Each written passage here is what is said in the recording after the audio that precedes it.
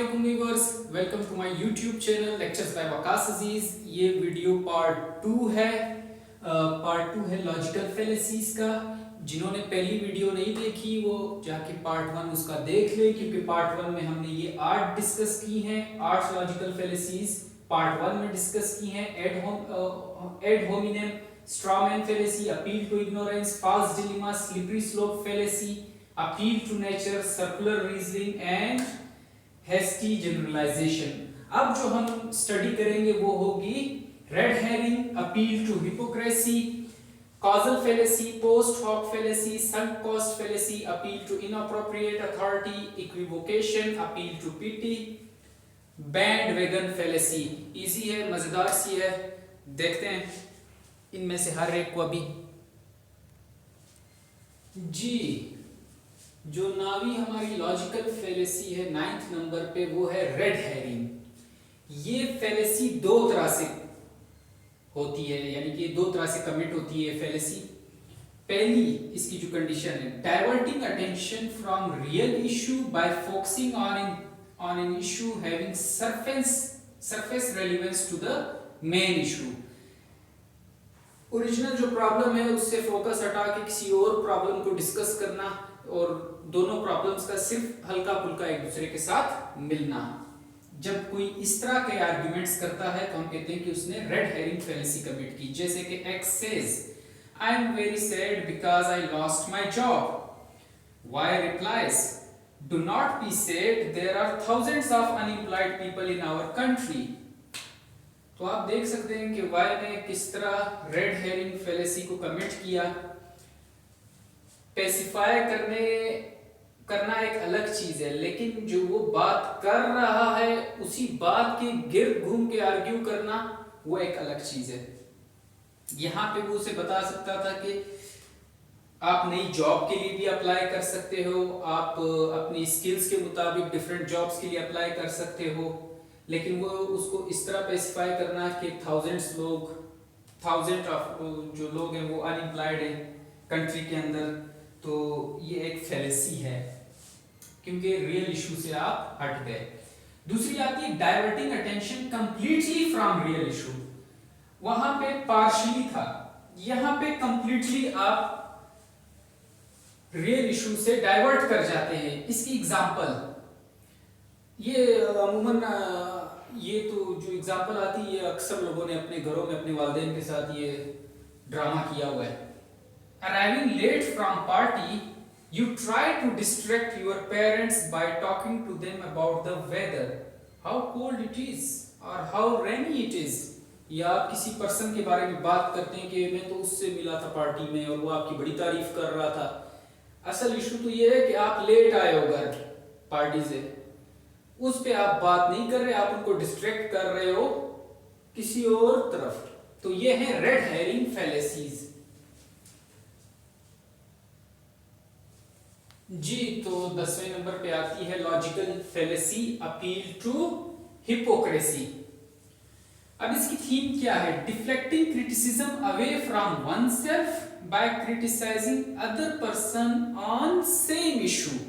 Issue same है लेकिन आपने क्रिटिसिज्म अपने आप से हटा के दूसरे पे डाल दिया। कैसे? एग्जांपल देखते हैं। X says smoking is not good for health, so you should quit it.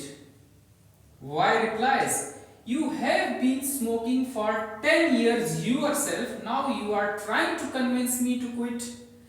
क्या आप खुद 10 साल से सिगरेट पी रहे हैं और आप मुझे आज कन्विंस करने की कोशिश कर रहे हैं कि मैं सिगरेट छोड़ दूं। तो क्रिटिसिज्म को अपने से हटा के दोबारा उसी बंदे पे डाल दिया जिसने बात शुरू की थी। तो इसको कहते हैं अपील टू हिपोक्रेसी। जी, तो अगली जो फेलेसी है 11वें नंबर पे वो है कॉजल फेलेसी। इसकी थीम कहती है, इसकी जो थीम है वो है कॉज इज इनकरेक्टली आइडेंटिफाइड। हम अगर ये गलती कर जाएं कि कॉज को करेक्टली आइडेंटिफाई ना करें तो वो कॉजल फेलेसी कहलाती है। एग्जांपल देखें। Every time I woke up the sun rises, therefore my waking up causes sun to rise।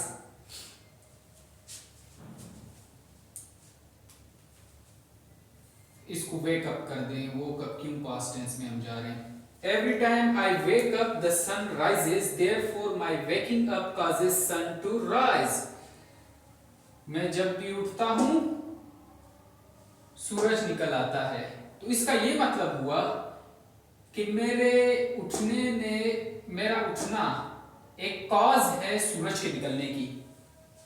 तो ये बिल्कुल एक गलत एक फेलेसी है, कॉजल फेलेसी है, गलत आर्ग्यूमेंट है। उसका रीजन क्या है ये मैंने नोट पे दिया हुआ है कि two events may coincide but it does not mean they have causal connection. कोई दो इवेंट्स हैं वो एट अ टाइम, पॉसिबिलिटी ये होता है हमारी लाइफ में कि दो इवेंट्स कोइंसाइड कर जाते हैं, लेकिन इसका ये मतलब नहीं कि एक इवेंट कॉज है दूसरा इफेक्ट है, इस तरह कभी नहीं होता। ठीक है, तो इसको कॉजल फेलेसी कहते हैं। जी आइए 12th नंबर पे है पोस्ट हॉक फेलेसी। ये एक लैटिन फ्रेज है, पोस्ट हॉक ईरो प्रोपेकेट। इसको प्रॉप्टर हॉक नहीं प्रोपिकेट पढ़ा जाता है और इसको एर्गोनी ईरो पढ़ा जाता है। लैटिन फ्रेज है। इसका मतलब क्या है? After this, therefore, because of this. Theme क्या है इसकी? assumption that one event happens directly after another event, then it can be assumed that first event caused the second one. एक इवेंट हुआ तो आप एक जब बल्कि इस एग्जांपल देखें फिर इसको ज्यादा इजी समझ आएगा। A black cat crossed my path, ये एक इवेंट है, एक ब्लैक कैट ने मेरा रास्ता काटा। And then I got into a car accident, दूसरा इवेंट हुआ। Therefore, it can be assumed that it was the crossing of black cat which resulted in car accident. ये post hoc fallacy और particularly ये example आजकल हमारी society में बहुत ज्यादा है, जिसको हम superstitions कहते हैं। गिलास का टूट जाना तो इसका मतलब कोई बुरी खबर आएगी। वो जो शीशा मिरर होता है जिसमें हम अपने आप को देखते हैं, अगर वो टूट जाए तो कहा जाता है कोई बुरी खबर आएगी। तो इस तरह का कॉज एंड इफेक्ट का रिलेशन बनाना, वो जो कोई लॉजिकल ग्राउंड्स पे भी ना हो, वो है पोस्ट हॉक फेलेसी। अब अगली फेलेसी की तरफ जाते हैं जी। सम कॉस्ट फेलेसी 13 नंबर पे आती है। सम कॉस्ट एक इकोनॉमिक टर्म है। इकोनॉमिक टर्म है any past expenses that can no longer be recovered, उसका मतलब है सम कॉस्ट का। लेकिन जब इसको एज अ लॉजिकल फेलेसी देखा जाता है तो क्या इसका मतलब निकलता है सम कॉस्ट फेलेसी का? Someone continues doing something because of the effort they already put in it, regardless of whether the additional costs outweigh the potential benefits. अभी देखिए सिंपल सम कॉस्ट की तो हमें पता चला कि any past expenses that can no longer be recovered. अब जब हम ये एग्जांपल पढ़ेंगे तो हमें मजीद क्लियर हो जाएगा कि ये क्या कहना चाह रहा है या ये फेलेसी किस तरह आइडेंटिफाई हम कर सकते हैं। Imagine that after watching the first 6 episodes of a TV show, you decide the show is not for you. पहले 6 एपिसोड्स देख लिए, उसके बाद आपने ये डिसाइड किया कि ये शो तो मेरे लिए है ही नहीं, आपके टेस्ट का नहीं। Those 6 episodes are your sunk cost. वो 6 एपिसोड्स क्या हो गए? सम कॉस्ट हो गए, क्योंकि आपने उसमें टाइम इन्वेस्ट कर दिया और वो उसने आपको कोई फायदा नहीं पहुंचाया। अब वही टाइम आप रिकवर भी नहीं कर सकते। लेकिन आगे बात पूरी सुने। एंड सम कॉस्ट फेलेसी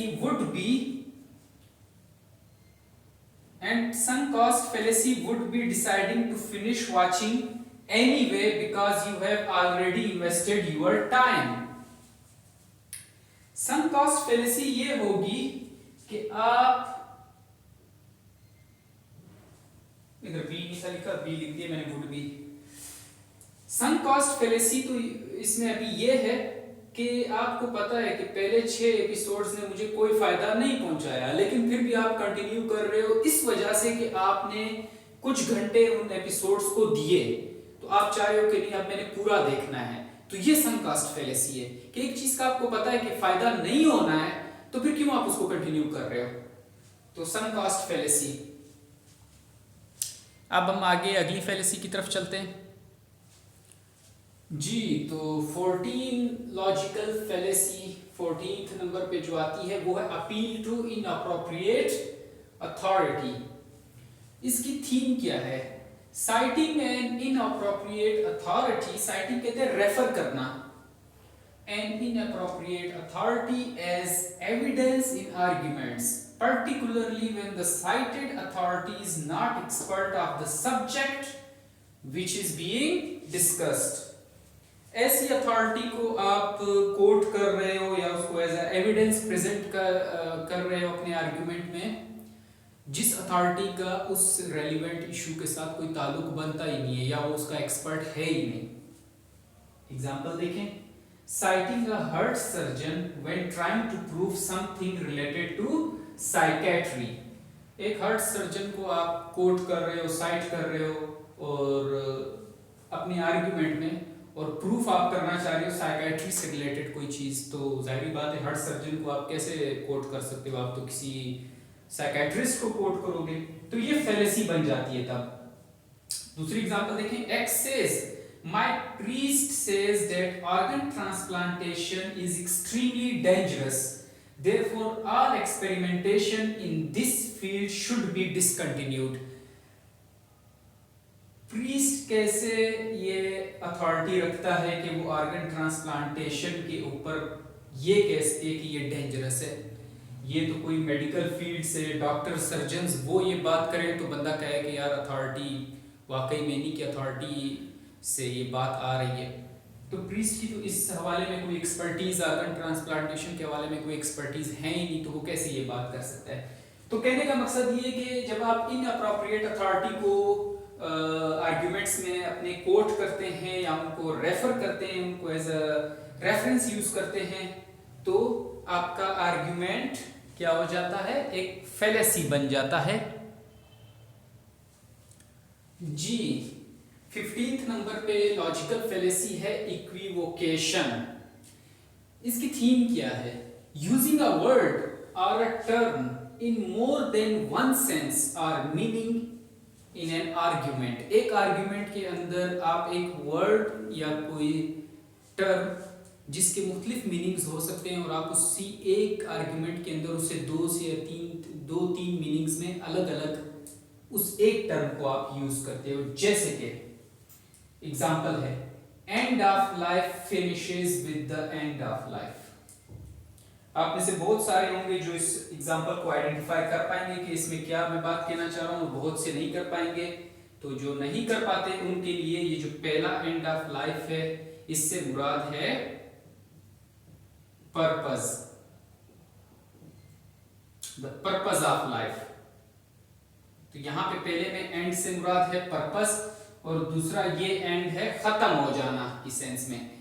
तो ये जुमला कहना चाह रहा है कि the purpose of life finishes with the end of life, लेकिन यहां पे एंड का यूज दो बार होने से और अलग अलग मीनिंग में होने से कंफ्यूजन क्रिएट करता है। तो इस तरह के जुमले आपको जब भी नजर आए उसका मतलब है ये लॉजिकल फैलेसी है, इक्विवोकेशन जी। तो 16th नंबर पे है अपील टू पिटी। इसकी थीम क्या है? Provoking emotions in order to win an argument rather than factual evidence. Factual evidence नहीं है, लेकिन दूसरे के इमोशंस को प्रोवोक करो ताकि हम आर्ग्यूमेंट्स जीत सकें। एग्जांपल्स डेली लाइफ में से हैं सारी। ट्रैफिक चालान्स में ये होता है, आप बाइक पे जा रहे हो, भाई पीछे बैठा हुआ है छोटा भाई, तो जाते जाते भाई ट्रैफिक वाले ने रोक दिया, हेलमेट नहीं है या कोई और वायलेशन आपने की, तो बंदा उस टाइम कहता है कि मेरा छोटा भाई बीमार है, हालांकि कुछ नहीं हुआ है, मेरा छोटा भाई बीमार है, मैं इसको डॉक्टर के पास लेके जा रहा हूँ इसलिए मैं हेलमेट पहनना भूल गया। और छोटा भाई भी इतना ड्रामेबाज होता है कि वो अपने आप को बिल्कुल कभी सर को पकड़ता है, कभी पाँव को पकड़ रहा होता है। तो ट्रैफिक वाला भी कहता है यार जाने दो यार, ये टेंशन में है ज़्यादा। दूसरा, लेट कमर्स इन स्कूल। ये तो हम सब ने किया होगा भाई, लेट पहुंचना और उसके बाद कभी सर को पकड़ लेना कि सर मेरे तो सर में बहुत दर्द है या मैं बीमार हूँ। या एक तो हमारे दोस्त ने ये भी कहा था कि लेट पहुंचा तो सर ने पूछा लेट कैसे हो गए, तो कहता सर मेरा अभी मोटरसाइकिल पे एक्सीडेंट हुआ है, तो मैं उधर गिरा हुआ था, फिर मैं उठा, मैंने मोटरसाइकिल उठाया, वहाँ पे ले गया मैकेनिक के पास और खुद जो है ना उधर मुझे दोस्त उठा के ले आया डॉक्टर के पास, उसके बाद मैं यहाँ पे स्कूल आया हूँ। तो हमने कहा यार ये भी आज पता चला कि वो अपील टू पीटी था। Beggars with forged medical transcripts.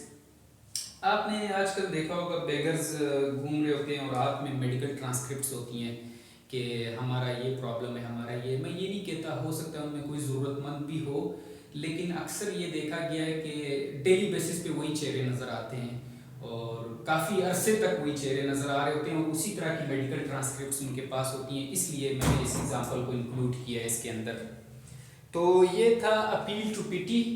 अब इसके बाद हम अगली लास्ट अपने लॉजिकल फेलेसी के ऊपर जाएंगे, तो उसको देखते हैं जी। तो लास्ट पे अभी हमारी आती है 17th बैंडवैगन फेलेसी। इसको पॉपुलर अपील फेलेसी भी कहते हैं। थीम इसकी क्या है? समथिंग इज ट्रू और right because majority accept it. Majority ने एक्सेप्ट किया है तो ठीक ही होगी, मेजॉरिटी ने एक्सेप्ट किया है तो आप भी एक्सेप्ट करो। ये भी इसका आर्गुमेंट बैंडवैगन फेलेसी का। एग्जांपल्स देखें। सब्जेक्ट सिलेक्शन, जब आप यूनिवर्सिटीज में जाना होता है आप लोगों ने तो सब्जेक्ट सिलेक्शन में कि मेजर क्या रखूं, तो मेजॉरिटी को देखा जाता है, भाई मेजॉरिटी पॉलिटिकल साइंस रख रही है, मेजॉरिटी इंग्लिश लिटरेचर रख रही है। आपको अपने टेस्ट का कुछ नहीं पता कि आपने खुद कौन सा पढ़ सकते हो आप, लेकिन आप देख रहे हो कि मेजॉरिटी क्या रख रही है, तो मेजॉरिटी की बेसिस पे आपको लोग कहते भी हैं भाई, या आपके घर वाले कहते हैं कि यार सब लोग पॉलिटिकल साइंस पढ़ते हैं, आगे सीएसएस में हेल्प करती है, इकोनॉमिक्स पढ़ो आगे इसकी जॉब्स आती हैं, तो आपकी अपनी सिलेक्शन कोई नहीं होती, आप मेजॉरिटी को देख के सिलेक्ट करते हो अपना subject. Wearing suit tie in interviews. एक इंप्रेशन, एक ऐसा आर्ग्यूमेंट चल पड़ा है कि आपने सूट टाई पहन के जाओगे किसी इंटरव्यू के लिए तो आपका बहुत गुड इंप्रेशन होगा। मैं ये कहता हूं कि अगर आप की हरकतें थोड़ी सी ठीक हों और आपके बात करने का स्टाइल अच्छा हो तो शलवार कमीज भी चल जाए।